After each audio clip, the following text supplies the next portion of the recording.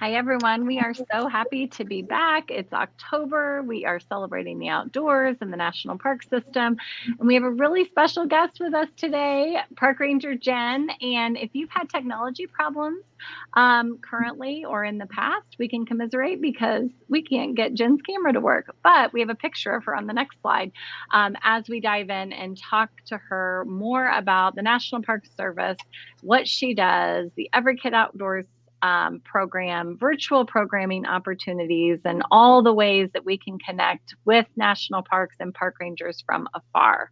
So here is a picture of Jen right there in the middle. That was last year when I went on the 8th grade field trip to DC. We managed to meet. And then on the right, all of the students that were with me got to meet Jen as well. And I just wanted to do a quick introduction before Jen talks a little bit more about what she does with the National Park Service in DC for the National Mall. But the picture on the left shows the week that Jen and I spent together in 2021 when we first met. We went to Acadia National Park with a group of educators through STEAM in the Park and Expeditions in Education.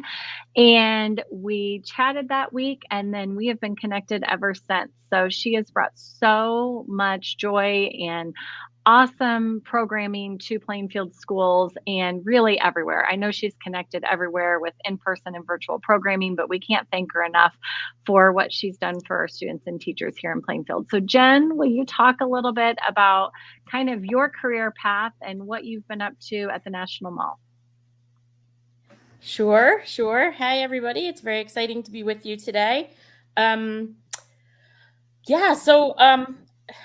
I assume I'm talking mostly to a group of teachers, and I think my whole path was started for me by my 5th grade teacher.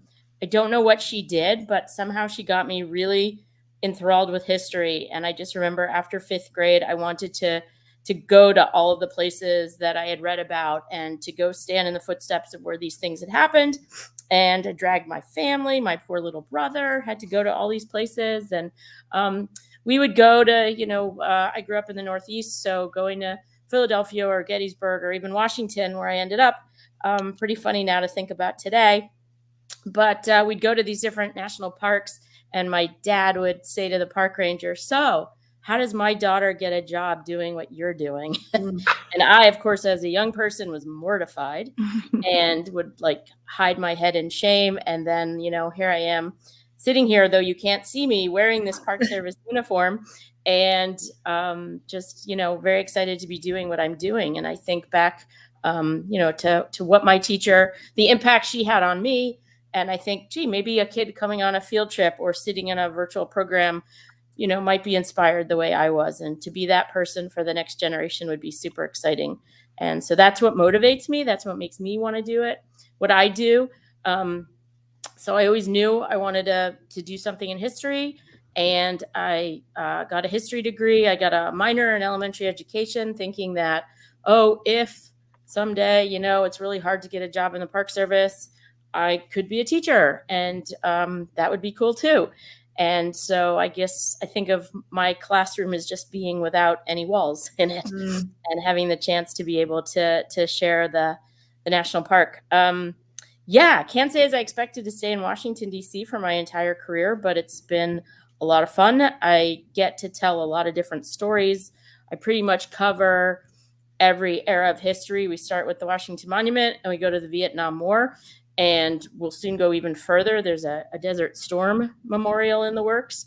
And so there's all kinds of history for us to talk about.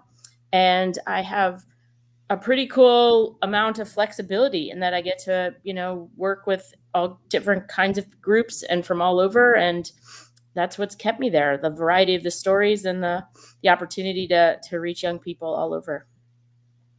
That's so neat, Jen. I too come from a family that has traveled the whole nation to the national parks and learned so much. I love how you say it's a classroom without walls. I have found every national park I've been to that the park rangers are the smartest people on the whole planet, and they tell the best stories and they engage you into more and more learning. And I tell you what, through Carissa, we've really learned about some of these other opportunities that you have beyond. I mean, because not every kid can get to a national park. And so we're hoping we can reach some of these teachers where we can bring the parks into their classrooms. So if you'll just share a little bit about some of these virtual adventures. So this was something we had talked about before the pandemic. Grand Canyon is a national park known for years was known for its studio. So the managers in the capital region sent me out to Grand Canyon to learn how they had done virtual programs in the studio that they used. And I mean, as you can tell, the technology may be a bit of a challenge for me. So, so that kind of gets to be something. But I got to see what they do and got ideas of programs. And really, we dove in during the pandemic when one day we're doing programs out in the field and then the next day everybody's home. And so we just started doing it. I mean, we just started taking what we had done in the parks and trying to make it, doable from a computer. And we've reached out. We've taken a lot of our topics and made them virtual. We're looking at a picture on the slide here of one of our programs we did related to Dr. King and his memorial and the March on Washington. The girl in the picture is a woman named Edith Lee Payne. She was at the March on Washington on her 12th birthday, and she'd come from Detroit, Michigan, and had no idea that picture was taken until I think it was the early 2000s, and somebody came across it in a Black History calendar, I think. And so she then found the photographer, and she's been all over. And we used that picture in our Martin Luther King Memorial brochure. So that memorial opened in 2011. And she called us up and she said, "Hey, that picture, that's me." And she's come to DC on a number of occasions. She was there for the 50th anniversary of the march. And I got to meet her on a number of occasions. And we're Facebook friends now. And I asked her if she would join us for a conversation. She's met with students when she's been in DC. It's been a really cool experience. And she's a great story because this changed her life. Being at this march,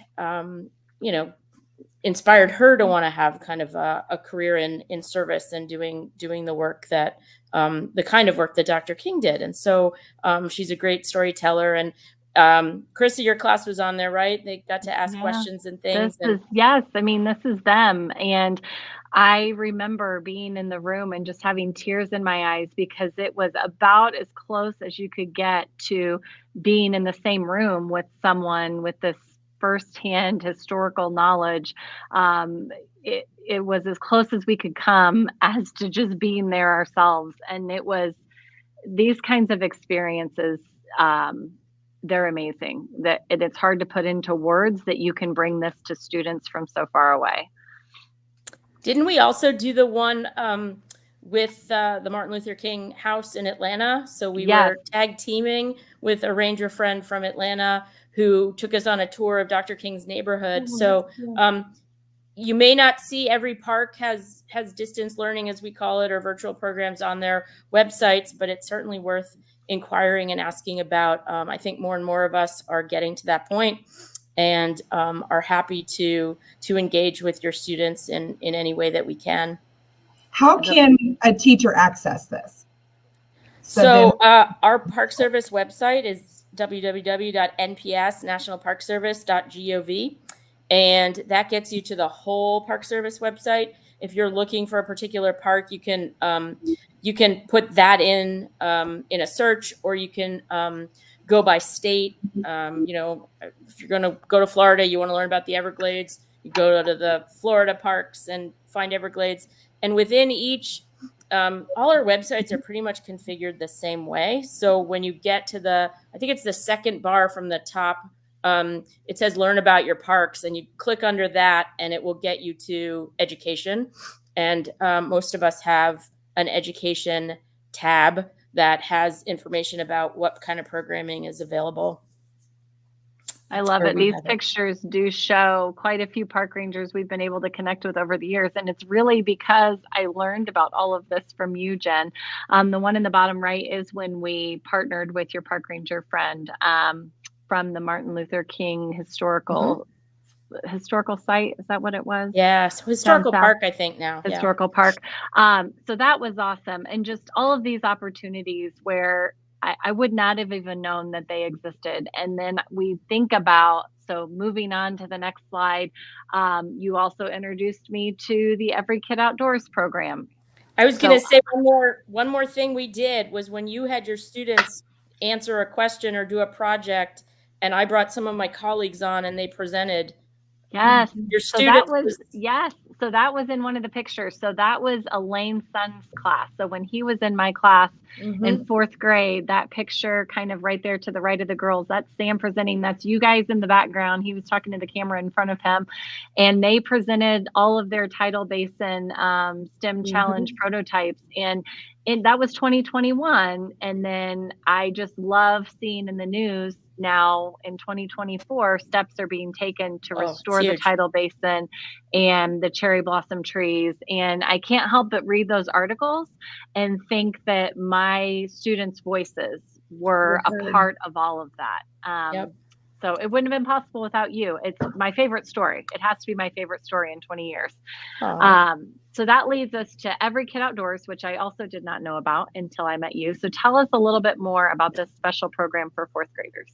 Sure. So this one started in 2016 with the Park Service Centennial. We were created in 1916. The Park Service was signed into legislation back then by President Wilson. And so in 2016, it was a big centennial celebration. We wanted to try and engage new audiences and get people excited about the parks. And the thought was we need to do something special to engage young people. And they, goodness gracious. So they picked 4th grade. They said at 4th grade, you're that age where you're eager to learn and oftentimes learning about things in your kind of home state area. And to make it easier for young people to get to the parks, a lot of them do have entrance fees. And so the idea was, let's give 4th graders the chance to be the family member with the free pass. So the card is for 4th graders, and it is good for them and their immediate family to get into the parks for free. So it's a free entry pass. So it's your entrance fee to get into things like, Yellowstone or Grand Canyon or Everglades, those parks that charge you an entrance fee.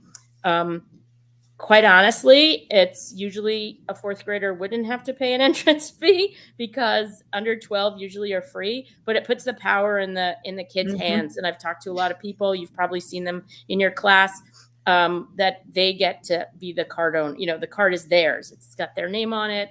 Their family gets in and they get to kind of lead the family vacation.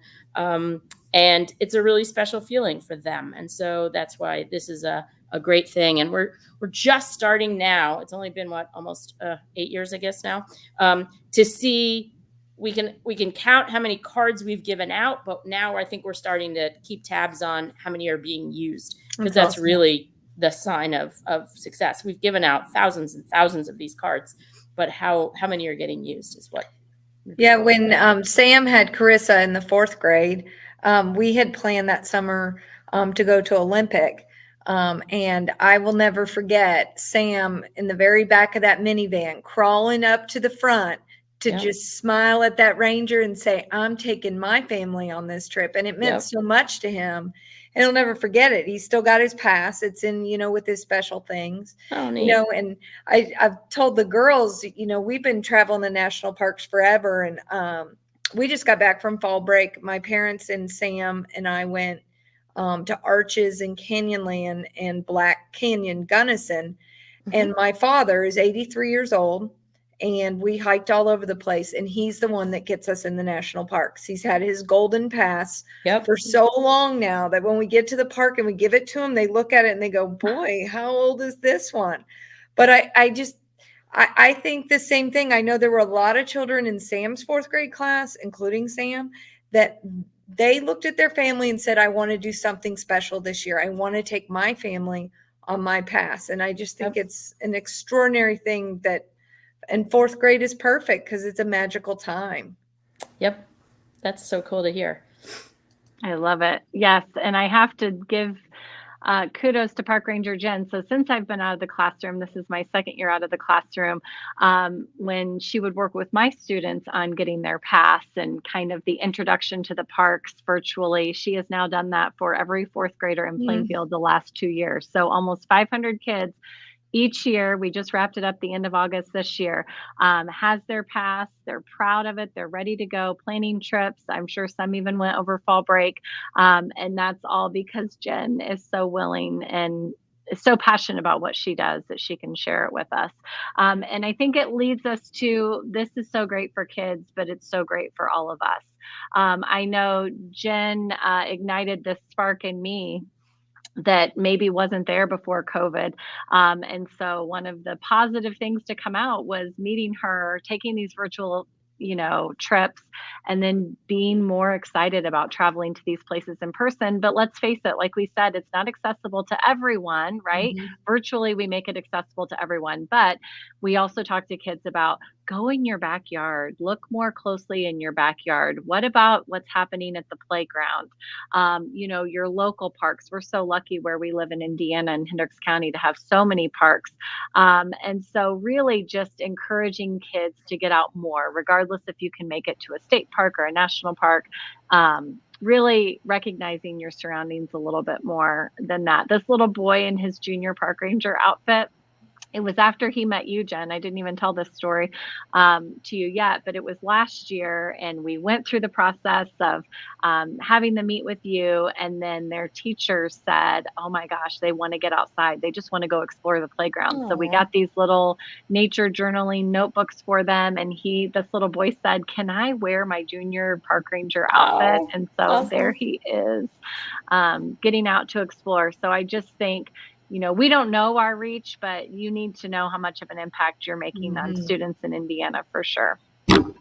Well, thank you. That's really cool to hear. Hey, can we mention Lincoln Rocks? Oh, yes. Tell about that. That was another, man, we have done some really fun things together. We have done some great stuff. It was because we were on a Zoom or a, whatever call around the tidal basin one day. And it was cherry blossom time, and we had talked to the kids, I guess, about cherry blossoms. So I was out there in the peak bloom, and I brought my phone, and I'm holding up my fake phone like you can't see me, though. Anyway, and I was showing them the cherry blossoms. And I think you asked me about the rock that went into the Jefferson Memorial. I was standing right by it, and it was not Indiana rock, but there was Indiana rock at the Lincoln, which got us thinking because of the fact that there are 6 different kinds of rock from 6 different states at the Lincoln Memorial. What a cool idea to kind of investigate that and to connect it to local. So I tried to reach out to 6 different schools in 6 different states to be able to have them look into it. I don't know if you remember, the Colorado Yule Marble kids went crazy and found all this information out about Colorado Yule Marble. But the idea was each school would learn about their kind of rock, and then everybody gets on a Zoom together and we all share what we've learned, and it kind of personalized it. But it was really fun. You had the music teacher who loved Lincoln, so your kids performed for us. Yes, they did. Oh my gosh, Lincoln But rocks. It was really cool, and I just learned so much about the geology, which is not usually my thing, but it was really fun to have all these different groups get together and meet. Again, something you couldn't do if I was standing on the steps at the Lincoln Memorial, to have that personal touch to it. But by being on the Zoom, we could do it. Yes, so unifying, right? Because I assume that was the symbolism between using all of the rocks to bring everyone together. And here we were all together. And the kids from Georgia, I remember they had Lincoln, and they did that thing where the lips moved on them. So they drew all these pictures of Lincoln, and then they had the little lips moving. I mean, it was great. And really, the possibilities are endless. So if someone is listening today and they want to check out virtually programming, we can just say you will not regret it. The experiences will be so memorable. These are the things that our students will remember forever. So much. You have an idea, please let us know, because we are open to new ideas all the time. Yes, and so meaningful that I've had 2 students in the past couple of years go visit Crazy. Park Ranger Jen in person after the Crazy. virtual programming on spring break because they wanted to meet her in person and be the only other person in the class that had ever met Park Ranger Jen in person. So just special things that happen, and I just can't say enough that you never know really kind of how this could change the kids' trajectory when you expose them Mhm.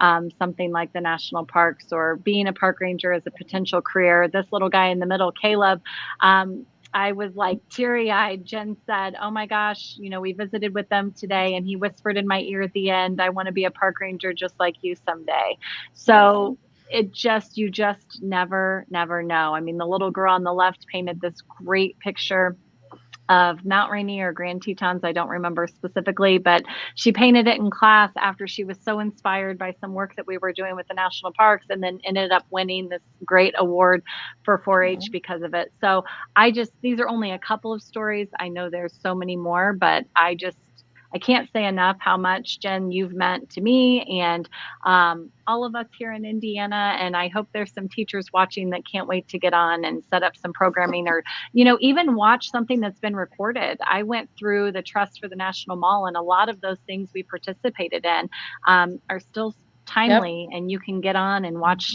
and then you can watch it on your own time because sometimes the live visits don't happen during the time when you're available with students. But I really, really really tell everybody to check it out because you won't regret it. That's for sure. And I know, Jen, we're not going to plug your book, but I'm going to plug it for you because it's amazing. And so after my students met Jen, virtually. We had a copy of the book in class, and it got passed around like 15 different times with kids reading it. And in fact, I think I lost my copy of it because they were also interested to pass it around and read it. I'll So, get you another one. yes, if you love history like Jen, or something like Search for the Signers and where they were buried or not buried or moved, if any of that kind of sparks interest in you, I highly recommend getting Jen's book. You won't be disappointed. And then at the end, you will get to this slide, but if you fill out feedback, we are going to choose one lucky winner that's going to win a copy of Jen's book. We're going to mail it to you with some national park postcards. So, Jen, is Wow. there Thank anything you. you would like to say as we head out and kind of close things up for today? No, just thank you all so much for having me. And yes, please, contact us. I don't know, can I put my email out there or whatever, but yeah, I'm happy to work with anyone and everyone and as much as I can squeeze into my calendar. But we really, the National Mall, it's got everybody's stories. So we're happy to work with you. And like I said, if you've got some crazy creative idea that we've never thought of, we're open to that too. So yes, thank you for letting me have a few minutes with you all, and I look forward to reaching out to more of Indiana. I love it. We'll post the nps.gov in our show notes and also your email address if that's okay. Sure, by all means. Okay. Love Well, that. Jen, this has just been a delight.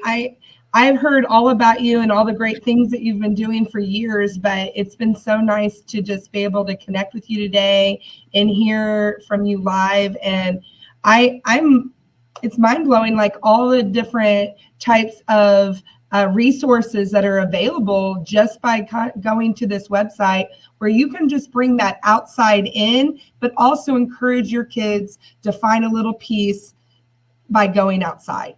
And that is the main thing too that we're saying is, as teachers, sometimes we just need that little break. The best thing to do is just to be outside and also to bring your kids out there as well. Thanks again, Jen, for being a part of this this live stream. Next, we're going to be at HEC on November 8th. So if you are wanting to get a little bit more computer savvy and get some ideas, head to HEC and find us there. We also will have our next live stream on November 11th, and that's with Stephanie Howell, and she is the writer of the book Control the Chaos. And I think as the beginning of the year, teachers at the beginning of the year, we dive right into a lot of chaos. And it's a great way to maybe find some tidbits on how to control that in your classroom other than the use of STEM. Our live streams for season 2 and 1 are available still, and you can get those PGP points if you want to head and visit that. But again, there's the feedback link. So please go ahead and get on there, and maybe you can win one of those amazing books that Jen has written. So until next time, we're YaySTEM. YaySTEM.